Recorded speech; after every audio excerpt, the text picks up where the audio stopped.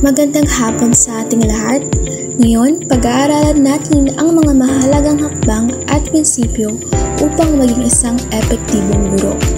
Bago ang lahat, pinapakilala ko muna si Binibining Ermeline Humawas, isang bihasang guro sa Cordova Central School. Siya ay may malawak na karanasan sa pagtuturo ng asignaturang Filipino at isa sa mga pinagmumulan ng karunungan pagdating sa epektibong pagtuturo.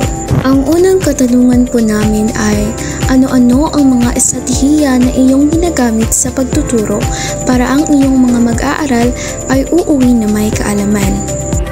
Bilang isang guro ng unang baitang, maraming estratehiya na dapat natin gamitin upang maging epektibo at may matutunang mag-aaral. Para sa aking baitang, ang unang baitang, ang estratehiya na aking ginagamit ay ang paggamit ng mga larawan para sa mga bata.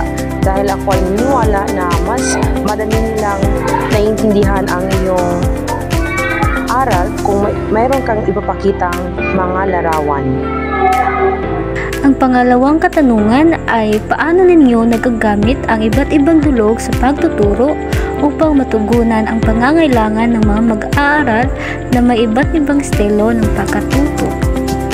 Nagagamit ko ang iba't ibang dulog sa pagtuturo upang matugunan ang pangangailangan ng mga mag-aaral na may iba't ibang estilo ng pagkatuto sa pamaraang ipapangkat ko sila sa kanilang interesadong kaalaman.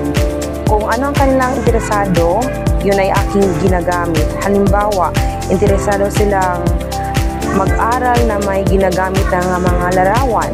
At ang ibang grupo naman, mas interesado sila kung sila ay naglalaro. So gagawin ko ang aking pagtuturo base sa kanilang interest.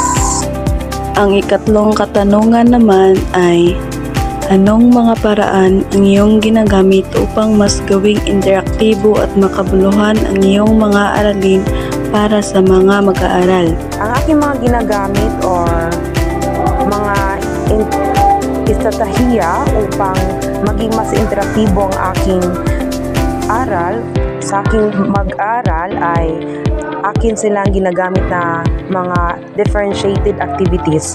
Ito ay mga iba't ibang gawain base sa kanilang kaalaman, sa ilang kahinaan at sa kanilang interes.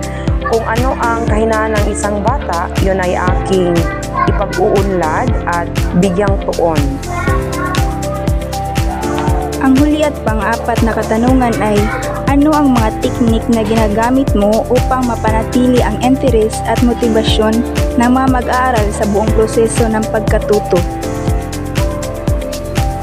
Maraming teknik na pwede nating magamit upang mapanatili ang interes at motibasyon ng mga mag-aaral.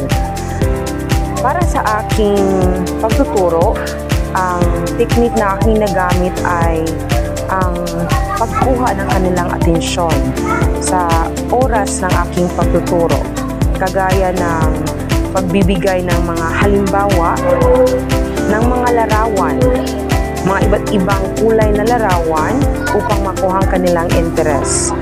At ang pangalawa naman ay sa pamagitan ng pagtatanong, bawat katumbas na kasagutan na kanilang binibigyan ko ng isang reward, kagaya ng star or mapuring mga sasalita at mga tsokolate at iba pang mga reward na aking maibigay sa aking mga mag-aaral. Sa ngalan po ng aming grupo, nais po namin ipahayag ang aming taos-pusong pasasalamat sa inyong oras at pagbibigay ng mahalagang kaalaman para sa aming proyekto. Asahan niyo po na ang inyong ibinahagi ay magiging mahalagang bahagi ng aming proyekto at tagumpay. Naway patuloy po kayong magtagumpay sa inyong propesyon bilang isang huwarang guro. Maraming salamat po!